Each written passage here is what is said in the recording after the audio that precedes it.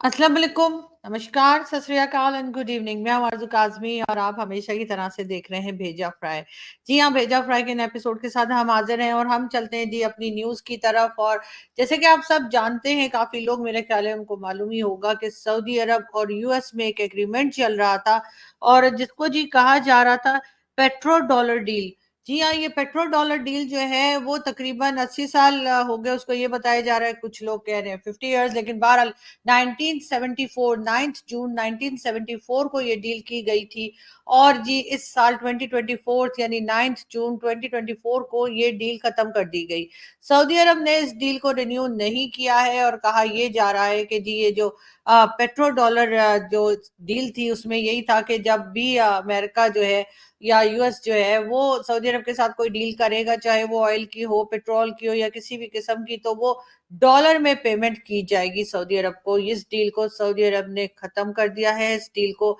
Saudi अरब ने renew नहीं किया है। वैसे ये भी कहा जा रहा है कि इस डील के कोई पेपर्स या कोई किसी किस्म के डॉक्यूमेंट जो हैं वो ऑनलाइन या इंटरनेट पर आप नहीं देख सकते, वहां पर अवेलेबल नहीं है, जिससे कि ये चेक किया जाए कि इसमें क्या रूल्स और रेगुलेशंस थे, किस तरह से ये एग्रीमेंट हुआ और किस तरह से ये एग्रीमेंट इस वक्त खत्म हुआ है। लेकिन बहरहाल कहा यही जा रहा है कि सऊदी अरब जो है वो इस जो पेट्रो डॉलर स्कीम है या पेट्रो डॉलर डील जो है उसको दोबारा से रिन्यू करने के लिए तैयार नहीं है। और इसलिए उन्होंने एक बार फिर जो है वो अमेरिका को ये बता दिया है कि इस डील पर आगे काम नहीं होगा। और इस तरह से अमेरिका जो डॉलर में सऊदी अरब के साथ डील कर रहा था, डॉलर्स में ही जो है पेमेंट हो रही थी, सब कुछ हो रहा था, वो सिलसिला रुक गया है। वैसे इससे पहले हमने ये भी सुना था कि चाइना को भी जो है चाइना की ही करेंसी में जो है सऊदी अरब ने ऑयल और पेट्रोल जो है वो प्रोवाइड किया था। यानी कि इससे पहले के अमेरिका के साथ ये डील खत्म की जाती, उससे पहले ही एक तरह से सऊदी अरब ने दूसरी डील जो है वो चाइना से कर ली थी और चाइना के साथ काम भी शुरू कर दिया था। अब देखते हैं कि अमेरिका इसके बाद किस तरह का कोई स्टेटमेंट देता है या अमेरिका की तरफ से क्या कहा जाता है इस डील के खत्म होने पे। लेकिन बहरहाल एक काफी इस खबर को बड़े न्यूज के तौर पे लिया जा रहा है और हर तरफ इस बात का चर्चा है कि जी इन्होंने यानी कि सऊदी अरब की तरफ से ये स्टेप लिया गया है और सऊदी अरब ने जो ये डील है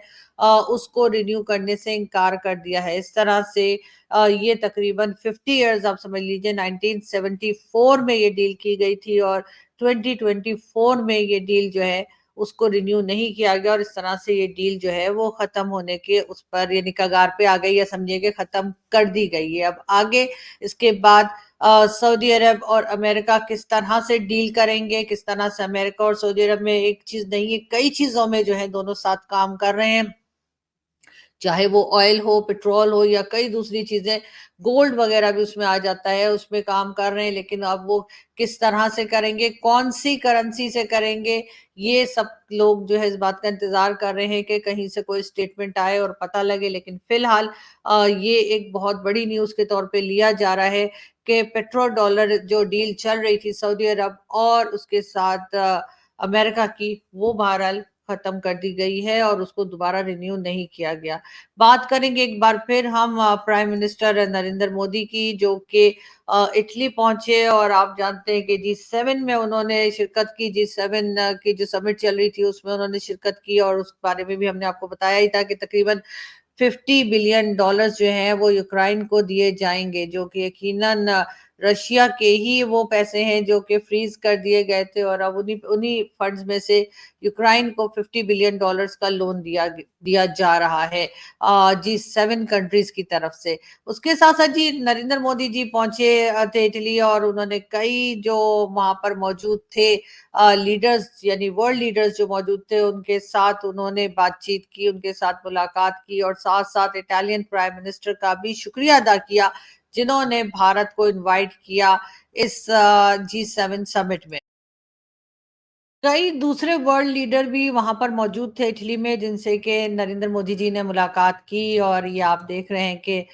ऋषि सुनक साहब भी दिखाई दे रहे हैं, यानी कि यूके के प्राइम मिनिस्टर बिल्कुल जी ऋषि सोनक साहब जो हैं वो भी काफ़ी फ़ेमस है, ना सिर्फ़ हिंदुस्तान में बल्कि पाकिस्तान में भी, और ज़ाहिर है कि ओरिजिनली तो उनको यही कहा जा सकता है कि वो भारत से हैं, लेकिन ख़ैर प्राइम मिनिस्टर वो बने यूके के, और उनकी मुलाकात भी हुई प्राइम मिनिस्टर नरेंद्र मोदी से, और इस तरह से नरेंद्र मोदी जी ने जी काफ़ी शुक्रिया अदा किया इटालियन जो प्राइम मिनिस्टर हैं उनका, और उनका कहना था कि उनका बहुत शुक्रिया कि उन्होंने मोदी जी को मौका दिया कि वो इतनी बड़े फोरम पे या इतने बड़े समिट में जो है फोरम में आके इतने बड़े समिट में शिरकत करें और बातचीत करें, अपने भी पॉइंट ऑफ व्यूज दें वो जाकर G7 में। तो इस तरह से एक सक्सेसफुल विजिट, जो पहला विजिट था प्राइम मिनिस्टर नरेंद्र मोदी का, वो हमने देखा कि उन्होंने जो सबसे पहले प्राइम मिनिस्टर का ओथ लेने के बाद जो पहला विजिट उन्होंने किया वो उन्होंने इटली का किया। हम यहाँ से बढ़ते हैं आगे, और हम आपको ये बताते चलें कि जी हाँ, बिल्कुल बजट के बाद जो है लोगों की हालत काफी खराब है, लेकिन फिर भी गवर्नमेंट ने थोड़ा सा खुशी देने की कोशिश की है, और वो इस तरह से, जो कि जाहिर है 4 दिन की खुशी होगी, उसके बाद फिर वही जो कहा जाता है कि एक बार फिर अंधेरी रात जो है वो लोगों के लिए शुरू हो जाएगी। वो ये कि जी 10 रुपए जो है वो कम कर दिए गए हैं पेट्रोल में। जी हाँ, आज जिस वक्त आप ये वीडियो देख रहे हैं 15 जून से गवर्नमेंट ने अनाउंस किया है कि तकरीबन 10 रुपीज जो है वो पेट्रोल प्राइस में कमी कर दी गई है, लेकिन ये कितने दिन की रहेगी और उसके बाद कितनी प्राइस बढ़ाई जाएगी वो एक अलग बात है। लेकिन साथ साथ बिजली जो है, इलेक्ट्रिसिटी के बिल में वो चीज मैनेज कर दी, या वो चीज बैलेंस कर दी गई वो इस तरह से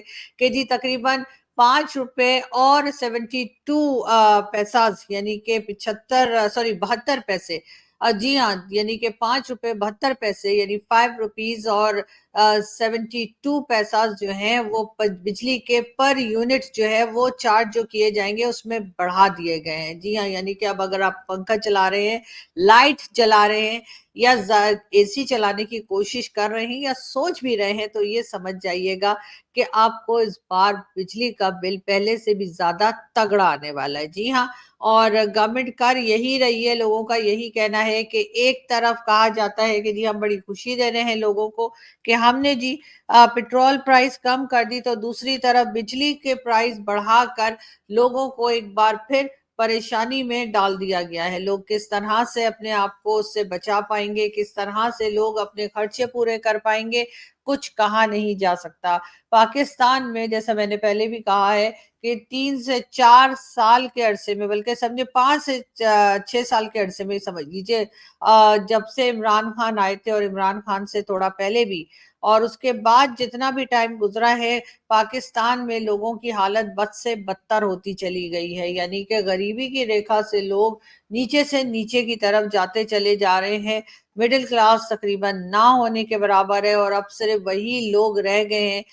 जो या तो बहुत गरीब हैं बेचारे, उनके पास खाने को कुछ नहीं है, या फिर एक वो क्लास है जिसके पास दो दो चार चार गाड़ियां हैं, जो बहुत कुछ खाने पीने का सामान रखते हैं, और जिन्हें कोई परवाह नहीं है कि कितना भी बिल आ जाए। उनको ये टेंशन नहीं होती कि जी हमने ये लाइट बंद करनी है, या बाहर जो एसी चल रहा है उसको ऑफ करना है, कि क्या करना है। उन लोगों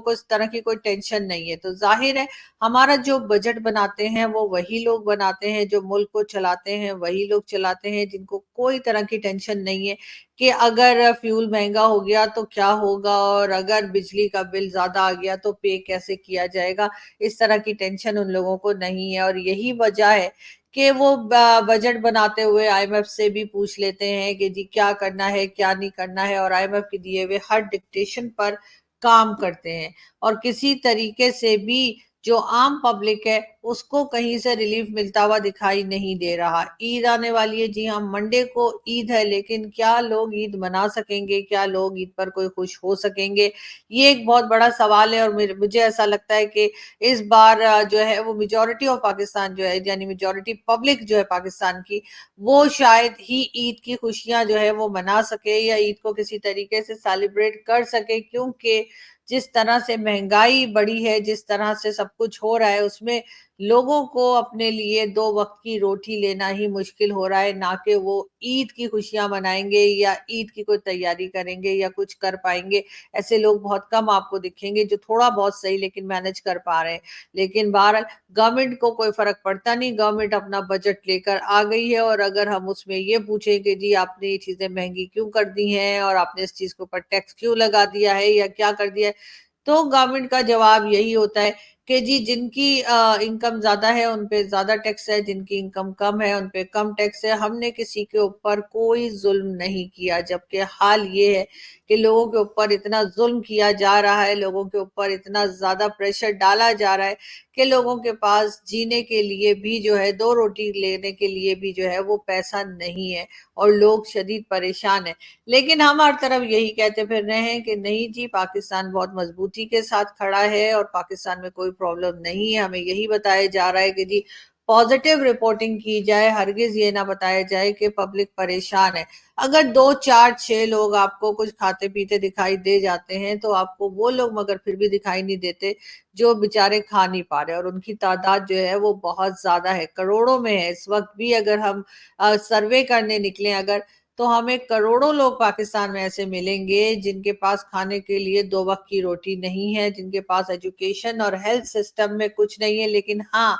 गवर्नमेंट जो है वो अपने एम्प्लॉयज की जो सैलरीज हैं वो बढ़ाती चली जा रही है। सिंध गवर्नमेंट ने भी जो है उस इसमें इजाफा किया है और पंजाब ने तो पहले ही हमने आपको बताया था कि 25% जो है उन्होंने कहा है कि जी सैलरीज जो है वो बढ़ा दी जाएंगी। अब जी सिंध गवर्नमेंट की बारी आई है और सिंध गवर्नमेंट का कहना ये है कि वो पंजाब से भी ज्यादा सैलरीज बढ़ाएंगे अपने वर्कर्स की, यानी जो सिंध गवर्नमेंट के एम्प्लॉयज हैं उनकी सैलरीज जो है वो पंजाब से भी ज्यादा कर दी जाएंगी। बहुत अच्छी बात है। जाहिर है महंगाई हुई है, सैलरीज तो बढ़नी ही चाहिए, लेकिन सिर्फ पंजाब, केपी के या फिर सिंध के जो गवर्नमेंट ऑफिशियल्स हैं सिर्फ उन्हीं की क्यों? आप ये सोचिए कि जो प्राइवेट सेक्टर में काम करते हैं उनका क्या होगा, खासतौर पे हमारे मीडिया के लोगों का क्या होगा। मीडिया के जो लोग हैं जो काम कर रहे हैं उनको तो जैसे कई बार बताया गया और 1-2 दिन पहले भी आपने एक यकीनन एक वीडियो क्लिप देखा होगा जिसमें मीडिया के ही एक साहब बात कर रहे थे और उनका कहना था कि 10-10 साल हो गए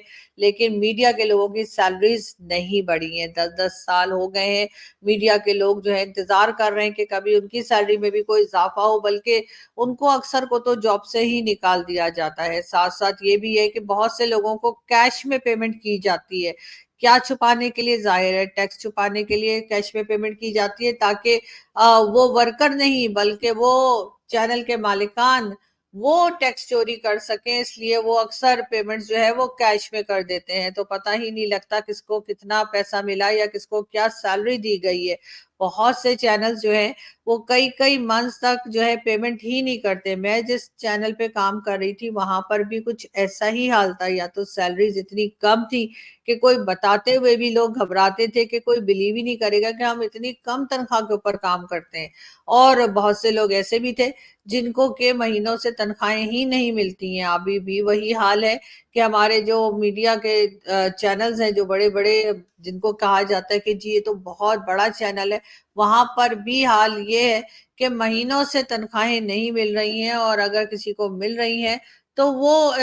थोड़ी थोड़ी करके दे रहे हैं। यानी अगर आपकी सैलरी जो है एक साथ पेमेंट नहीं हो रही बल्कि इंस्टॉलमेंट में दी जा रही है कि अगर किसी की 30,000 सैलरी है तो कभी 10,000 दे दिए, कभी 12,000 दे दिए, कभी 15,000 दे दिए और इस तरह से करके उनको बड़ी मुश्किलों से सैलरीज मिल रही हैं। यहाँ पर इस वक्त लोग इतने सख्त परेशान हैं, किसी के पास जो है जॉब नहीं है, लोग बीमार हैं तो उनके पास मेडिसिन नहीं है, खाने को नहीं है। और उसके बाद अगर कोई बेचारा निकल कर अपने बलबूते पे कोई सड़क पे काम कर रहा है, कोई स्टूडियो में काम कर रहा है, कोई फ्रीलांस काम कर रहा है, तो उनको भी तरह तरह से डराया धमकाया जा रहा है कि जी آپ نے یہ بات نہیں کرنی اور آپ نے وہ بات نہیں کرنی، اور اس کے بعد دنیا جہان کے لوگ جو ہیں پیچھے پڑے ہوئے ہیں۔ لیکن پاکستان ظاہر ہے اگر جہاں جہاں سے بھی لون اٹھا رہے ہیں، چاہے وہ چائنا ہو، امریکہ ہو یا دنیا کا کوئی بھی کونا ہو، اگر کسی سے بھی پیسہ لینے، اگر وہ پیسہ وہیں لگایا جائے، لوگوں کی ڈیولپمنٹ کے لیے خرچ کیا جائے، تو یقیناً لوگوں کے حالات بہتر ہو سکتے ہیں،